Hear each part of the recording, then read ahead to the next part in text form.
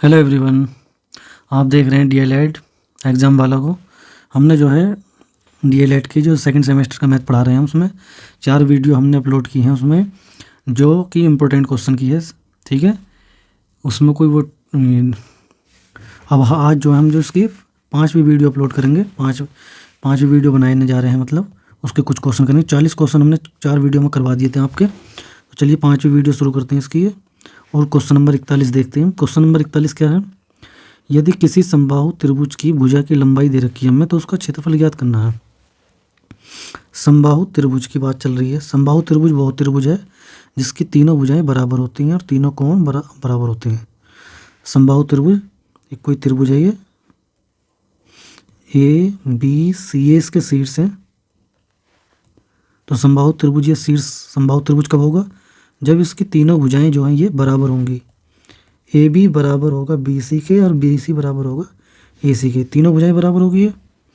तीनों कोण भी बराबर होते हैं इसमें। कोण ए, कोण बी और कोण सी तीनों बराबर होते हैं। तीनों ही 60 डिग्री के होते हैं।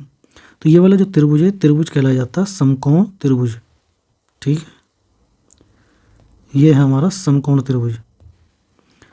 अब इस त्रिभुज में तीनों भुजाएं बराबर होती हैं, तीनों कोण बराबर होते हैं। अब लेकिन हमें जो चाहिए इसका क्षेत्रफल याद करना है हमें। तो इस समबाहु त्रिभुज का क्षेत्रफल का फॉर्मूला है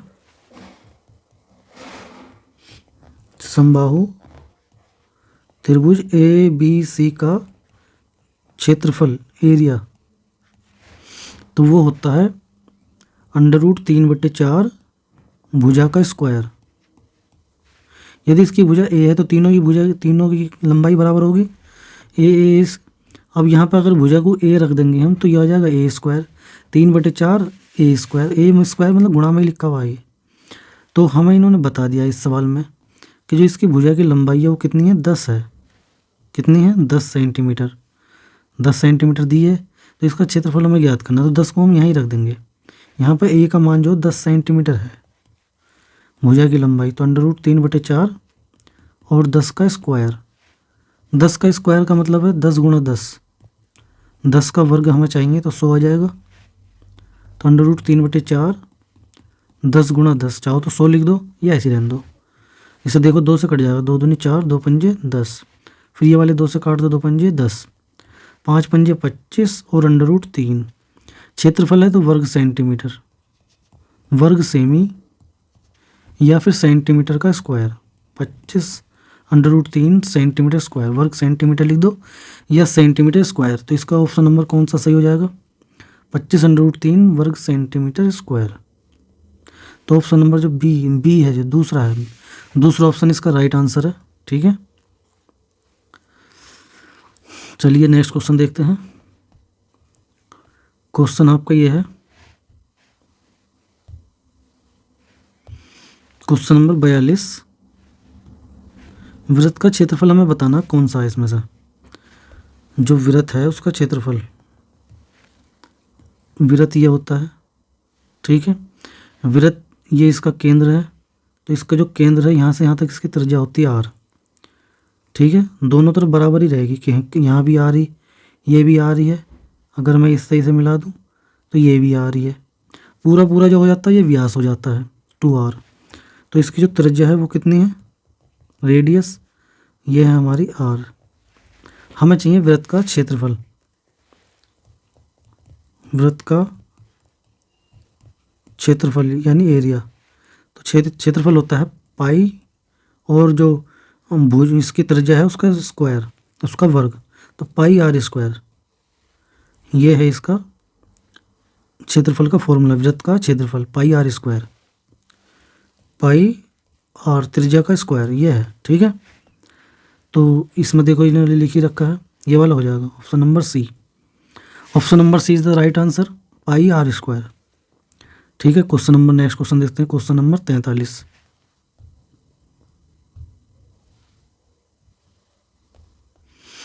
क्वेश्चन नंबर 43 आपका ये है, यदि एक वृत्ताकार मैदान की त्रिज्या 7 मीटर है तो मैदान का क्षेत्रफल ज्ञात करना हमें। ठीक है, वृत्ताकार मैदान है।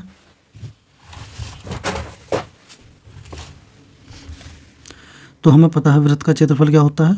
पाई r स्क्वायर। इन्होंने जो ये r थी वृत्त की त्रिज्या, इसका मान बता दिया कि आर का मान कितना है, 7 मीटर है। ठीक है, तो हमें इसका क्षेत्रफल याद करना है। तो इसका जो एरिया आएगा, क्षेत्रफल यानी एरिया, ठीक है, तो वो होता है वृत्त का, क्या होता है, पाई आर स्क्वायर। पाई और आर कितना है, 7, तो 7 का स्क्वायर।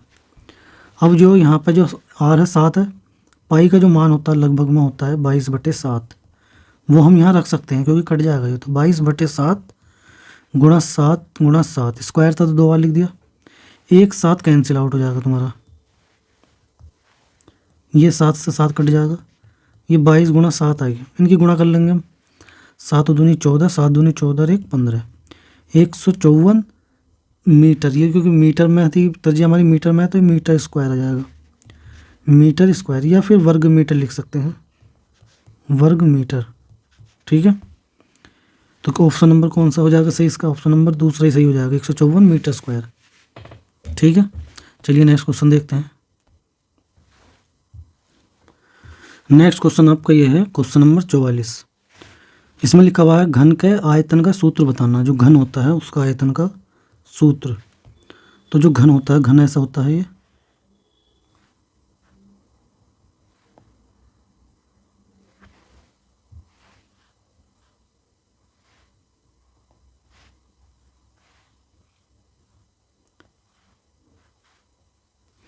जो घन की होती है, जो भुजाएं बनती हैं घन की, ये घन की भुजाएं सारी बराबर होती हैं। ठीक है, जो घन की भुजाएं हैं वो सब बराबर बराबर इक्वल होंगी। ये यदि ए है आपकी, तो ये भी ए होगी। ठीक है, ये कमरे की तरह नहीं होता, कमरे की जो लंबाई चौड़ाई होती है, ऊंचाई, वो सब अलग अलग होती है। लेकिन जो यहाँ होती है, जो घन है, घन होता है समान एकदम, सारी भुजाएं इक्वल, लंबाई चौड़ाई ऊंचाई सब इक्वल। ठीक है, तो घन उसे बोलते हैं। तो अब हम जो है इसका क्या चाहिए, हमें एरिया चाहिए, आयतन, घन का आयतन, यानी इसके अंदर कितनी हवा आ सकती है, ऐसे समझ लीजिए। तो घन का जो आयतन होता है वो होते, जैसे घनाभ का आयतन होता है लंबाई गुणा चौड़ाई गुणा ऊंचाई, तो यहाँ भी आप लंबाई गुणा चौड़ाई गुणा ऊंचाई लिख सकते हैं, लंबाई गुणा चौड़ाई गुणा ऊंचाई। लेकिन यहाँ पर जो लंबाई है वो भी ए है, जो चौड़ाई है वो भी ए है, जो ऊंचाई है वो भी ए है। ठीक है, तो इसका मतलब ये आ गया ए की घात 3, यानी इसे आप हिंदी में लिखना चाहो तो लिख सकते हो भुजा की घात 3। तो घन का आयतन क्या हो जाएगा, भुजा की घात 3,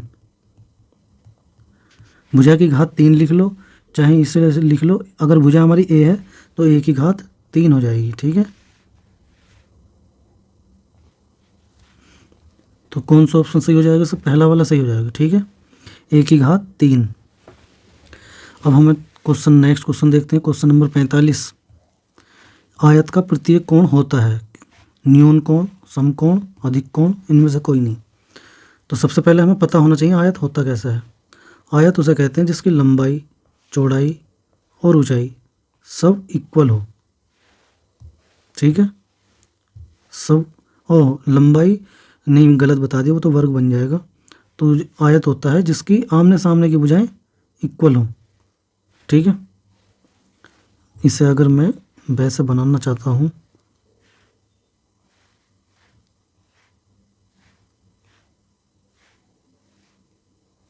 ये है। ठीक है, इसकी आमने सामने की भुजाएं इक्वल होती हैं, आयत की आमने सामने की भुजाएं इक्वल। यदि हमने इसे एल कह दिया लंबाई को, तो आम सामने वाली इसकी भी ये भी एल होगी। यदि हमने इसे बी कह दिया तो ये भी होगी। यहाँ से यहाँ तक की जो दूरी है लंबाई की वो सेम रहेगी। आमने सामने की भुजाएं सेम होती हैं आयत की। ठीक है, एक तो ये पता चल गया आपको, आमने सामने की भुजाएं बराबर होंगी। ठीक, दूसरी चीज़ है, इसका जो प्रत्येक कोण होता है वो होता है 90 डिग्री का। प्रत्येक कोण आपका होता है 90 डिग्री, सबके सब 90 डिग्री के होते हैं, क्योंकि ये समकोण भी बोलते हैं इसे। एक समकोण 90 डिग्री के बराबर होता है। तो आयत का जो प्रत्येक कोण होता है वो होता है आपका 90 डिग्री, यानी समकोण। ठीक है, आयत का क्या होगी, आमने सामने की बजाय समान होती हैं। तो इसका कौन सा ऑप्शन सही हो जाएगा, दूसरा वाला। ठीक है, नेक्स्ट क्वेश्चन देखते हैं, क्वेश्चन नंबर 46। √2, √4, √0.4, √ के अंदर 0.2 मैं परिमेय संख्या बतानी है आपको कौन सी है परिमेय संख्या। तो परिमेय संख्या कौन सी होती है, पी बटे क्यू के रूप की जो संख्याएं होती है वो परिमेय संख्याएं होती हैं, जिसमें आपके पी और क्यू आपके पूर्णांक होते हैं। ये मैं पहले भी बता चुका हूँ। और जो क्यू है वो जीरो नहीं होना चाहिए बस, ठीक है। ये परिमेय संख्या है। जो √2 है ये अपरिमेय संख्या है। इसके अंदर से अगर हम कुछ निकालने लगे तो ये दशमलव में निकलेगा। जो √4 है इसका पता है, √4 2 का वर्ग हो गया है, इसे हम 2 × 2 लिख सकते हैं। इसका पेयर बन गया, ये जोड़ा बन गया, तो ये बाहर आ जाएगा 2 के रूप में।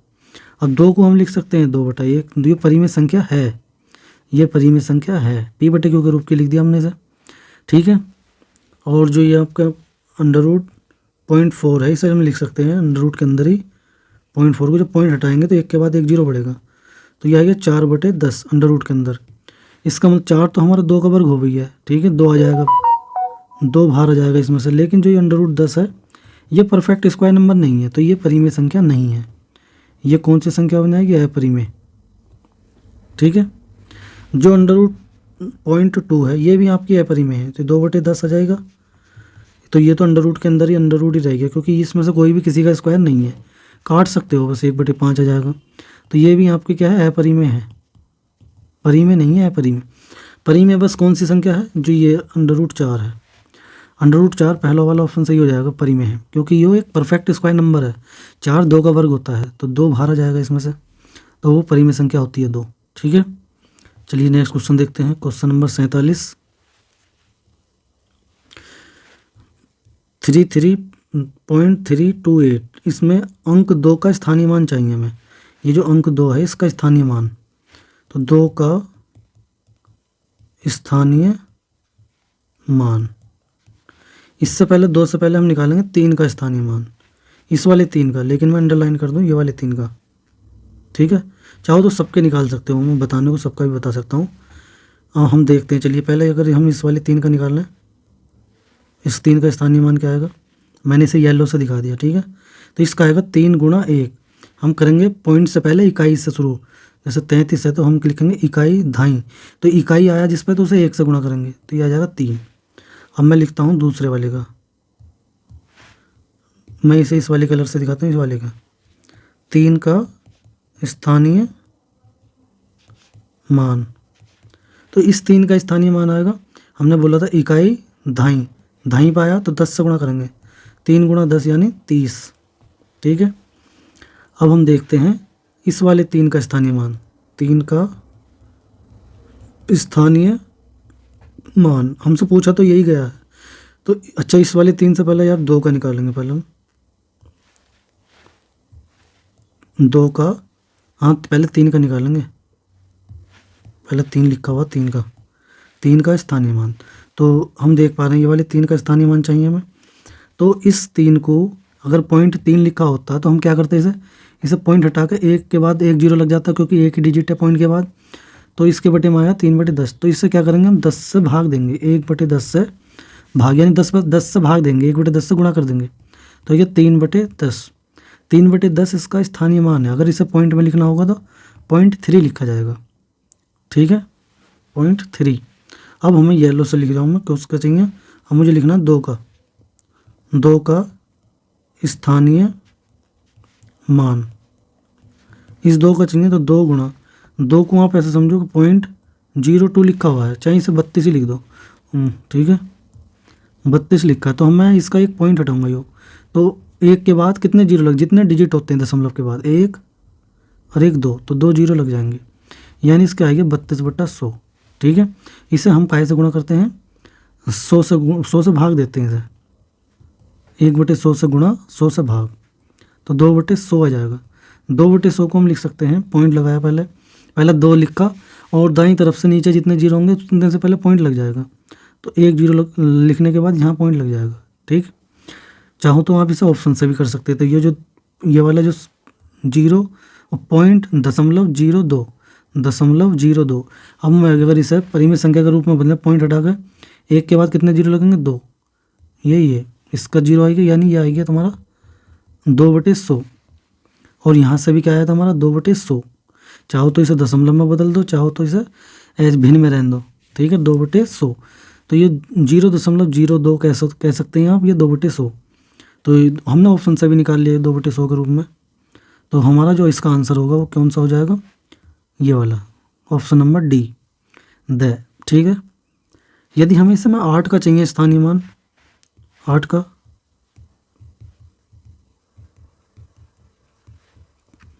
तो 8 का चाहिए तो देखो कितने पॉइंट के बाद कितने डिजिट है, 1 2, तो 2 के बाद 8 आ गया है। ठीक है, इसे डायरेक्ट लिखने का बता रहा हूँ, तो पॉइंट लगाया 1 2 और फिर लिख दो 8, यही इसका स्थानीय मान आ जाएगा। ठीक है, यदि इसे भिन्न में लिखना होगा तो ये पॉइंट हटाना पड़ेगा हमें। पॉइंट हटाएंगे तो 1 के बाद कितने जीरो लगेंगे, 3, तो ये आ जाएगा तुम्हारा 8/1000। चाहे इसे ऐसे लिख दो चाहे ऐसे लिख दो। ठीक है, तो ये हो गया। क्वेश्चन नंबर 48 देखते हो। क्वेश्चन नंबर 48 आपका है 2 की पावर x + 1 बराबर 16 है, तो x का मान चाहिए हमें। ठीक है, इसमें क्या होगा, हम 16 के फैक्टर कर लेंगे, तो 2 2 8 16, 2 चौक 8, 2 दूनी 4 और 2 एकम 2। तो हमने 2 की पावर x + 1 लिखा इधर, और ये जो 16 है इसे हम 2 की पावर में लिख के जाएंगे। तो कितने बार आए थे 2, उन्हें गुणा में लिख सकते हैं हम, तो 2 × 2 × 2, तो 2 आया 4 बार, तो 4 उसकी घात हो जाएगी, 2 की पावर x + 1। ठीक है, अब हम जो कंपेयर कर देंगे, ये भी 2 की पावर है, ये भी 2 की पावर है, तो इन घात को इक्वल के बराबर रख दो। तो यहाँ से x का मान 4, एक इधर जाएगा तो माइनस का हो जाएगा, तो x का मान कितना जाएगा, 3। ठीक है, x का मान 3 आ जाएगा आपका, इसका ऑप्शन नंबर दूसरा वाला सही हो जाएगा। अब इसे ऐसे भी समझो, हमें लिखा होता है 2 की पावर x + 1 बराबर 16, तो हम इसे ऑप्शन से करेंगे, वो ऑप्शन से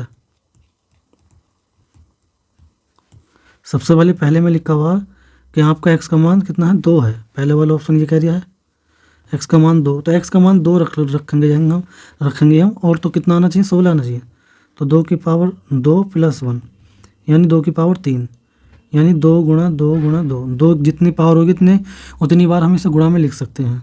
तो 2 दूनी 4 और 4 दूनी 8, 8 आ गया है, 16 नहीं आया, तो ये अलग हो गया गलत। अब बी ऑप्शन देखते हैं, x का मान कितना है, 3, x का मान 3 है, तो रखो इसमें, ये 2 की पावर x + 1 है, इसमें रखेंगे 2 की पावर 3 + 1, 2 की पावर 4, तो 2 की पावर 4 है, तो 2 को गुणा में कितनी बार लिखा जाएगा, 4 बार, तो इन सब की गुणा करो, 2 दूनी 4, 4 दूनी 8, 8 दूनी 16, 16 आ गया, तो यही इसका आंसर है। ऑप्शन से ऐसे कर सकते हैं हम। ठीक है, चलिए 49वां क्वेश्चन देखते हैं। क्वेश्चन नंबर 49, 1/8 - 3/8 + 2/8 भाग 1/4 का 1/2। ये जो क्वेश्चन है आपका, ये बोर्ड मास के रूल का क्वेश्चन है।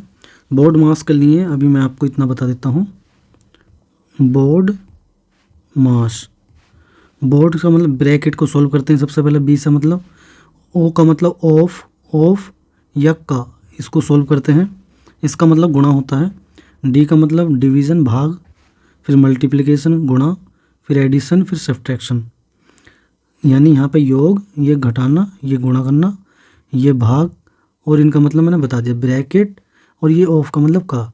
तो इनमें यहाँ पे जो है इनका यूज होया हुआ, बस का निशान है इसमें। ठीक है, तो सबसे पहले जहाँ का लग रहा है इसे सोल्व करेंगे, तो बाकी सबको ऐसे ही लिख देंगे, ये जो का लग रहा है यहाँ पे, तो इसको सोल्व करेंगे, इसका का मतलब होता गुणा ही है, तो इसकी जगह गुणा का निशान लगाएंगे, लेकिन इन दोनों को पहले सोल्व करेंगे हम। तो जब इन दोनों को सोल्व करेंगे तो इन दोनों की गुणा हो जाएगी, एक की 1 से गुणा हो जाएगी, तो वो तो एक ही रहेगा, एक ही कमी है, 4 की 8 से हो जाएगी, 4 की 2 से हो जाएगी, 4 दूनी 8। ठीक है, ये आएगी गुणा। इसके बाद हम सोल्व करेंगे डिवीज़न भाग, तो भाग का निशान जहाँ भी लग रहा है उसको सोल्व करेंगे, ये लग रहा है भाग का। इस भाग को सोल्व करने के लिए हम यहाँ पर गुणा का निशान लगा देंगे और इन दोनों को कन्वर्ट कर देंगे, उल्टा कर देंगे, तो ये 8 ऊपर चला जाएगा, 1 नीचे, इसे कर देंगे सोल्व। यही से ऐसे भी कर सकते थे, 2/8 भाग 1/8, तब भी ये बात एक ही बैठती, 2/8, ये 8 ऊपर चला जाता, 1 नीचे। ठीक है, भाग बटे का मतलब उसे भाग बटे में लिख दो, या फिर इन्हें कन्वर्ट करके लिख दो। जब हमने इसे गुणा में बदल दिया तो इसे उल्टा कर दो दाएं वाले को। ठीक है, तो 1/8 को उल्टा कर दिया, 8/1। अब इसे सोल्व कर दो, यहीं 8 से 8 कट जाएगा एक बार। ठीक है, तो ये आएगा 1/8 - 3/8 + 2, 2 बच गया बस, नीचे तो एक ही आएगी, ऊपर 2, 2/1 लिख सकते हो आप इसे। अब हम इसमें ले लेंगे एलसीएम, 8 एलसीएम आ जाएगा। तो जिसके नीचे सेम सेम लिख रहे हैं उसे तो वैसे ही लिख दो, उसके ऊपर वाली संख्या। ये कैसी आ जाएगी, 3 भी इसका भी ऐसी आ जाएगा क्योंकि नीचे 8 है, प्लस इससे 1 लिखा हुआ है तो सीधा ऊपर वाली संख्या की एलसीएम से जो नीचे लिख रहा है ये उससे गुणा कर दो। तो गुणा करने लिख दिया तो ये हो जाएगा 8 दूनी 16, 1 - 3 + 16/8। ठीक है, तो अब ये आ जाएगा 16 प्लस का है, 1 भी प्लस का है, 16 प्लस का है, 1 भी प्लस का है, इन दोनों को जोड़ दो पहले, 17 हो जाएगा -3/8। 17 में से 3 घटाओगे तो 14/8। अब इसे 2 से काटो, 2 सत्ते 14, 2 चौक 8, तो ये आ गया 7/4। 7/4 इसका आंसर हो जाएगा सही। ठीक है, 7/4 option number C is the right answer. चलिए लास्ट क्वेश्चन देखते हैं, क्वेश्चन नंबर 50। एक त्रिभुज की भुजाएं दे रखी 2 सेंटीमीटर, 3 सेंटीमीटर और 5 सेंटीमीटर। तो त्रिभुज कैसा बनेगा आपका, समकोण, विषमबाहु, अधिक कोण या संभव नहीं है। ठीक है, हमें पता है यदि कोई त्रिभुज है जिसकी 3 भुजाएं तो होती हैं, इसकी मान लो ये भुजा ए है, बी है, सी है, 3 भुजाएं दे दी। ठीक है, तो इससे त्रिभुज कब कब बन सकता है, 3 भुजाएं हैं त्रिभुज की ए, बी और सी, कब कब त्रिभुज बनेगा, उसकी क्या कंडीशन है। तो 3 कंडीशन है, किन्हीं भी 2 भुजाओं का योग तीसरी भुजा से बड़ा होना चाहिए। जैसे मैंने ए और पहले बी ले ली तो इन दोनों का योग सी से बड़ा होना चाहिए। यदि बी और सी ले ली तो इन दोनों का योग ए से बड़ा होना चाहिए। तीसरा, यदि मैंने इसकी जगह ए और सी ले लिया, ए और सी, तो इसका योग बी से बड़ा होना चाहिए। ये तीनों कंडीशन सेटिस्फाइड होनी चाहिए, यानी किन्हीं भी 2 भुजाओं का योग तीसरी से बड़ा आना चाहिए, तब हमारा त्रिभुज संभव होता है, त्रिभुज बनेगा, वरना नहीं बनेगा। तो यहाँ पे लिखा हुआ 2, 3 और 5। तो पहली कंडीशन देखते हैं हम इसमें कि पहली 2 का योग तीसरे से बड़ा होना चाहिए। हम 2 + 3 लिखा, ठीक है, 2 + 3, इन दोनों का योग 5 आया। तो क्या 5 5 से बड़ा होता है, नहीं होता, 5 तो 5 के बराबर होता है। इसमें तो पहली कंडीशन फेल हो गई, यानी 2 + 3 बड़ा आना चाहिए था 5 से, तो यहाँ तो 5 5 बराबर आई, ये तो 5 ही 5 आएगा, बड़ा नहीं है, ये गलत हो गया। ठीक है, ये पहली कंडीशन फेल हो गई, तो ये त्रिभुज संभव नहीं है। ठीक है, इसका कौन सा ऑप्शन सही हो जाएगा आपका, ऑप्शन नंबर 4 इसका डी, ये त्रिभुज संभव नहीं है। तो मैंने इसमें 10 क्वेश्चन करवा दिए, उम्मीद करता हूँ आपको 10 के 10 क्वेश्चन क्लियर हो गए होंगे, समझ आए होंगे। ठीक है, वीडियो पसंद आई तो वीडियो को लाइक करें, चैनल पे पहली बार आए तो हमारे चैनल को सब्सक्राइब कर सकते हैं आप। ठीक है, तो चलिए मिलते हैं जल्दी नेक्स्ट वीडियो में नए क्वेश्चन के साथ। ओके, टाटा बाय बाय।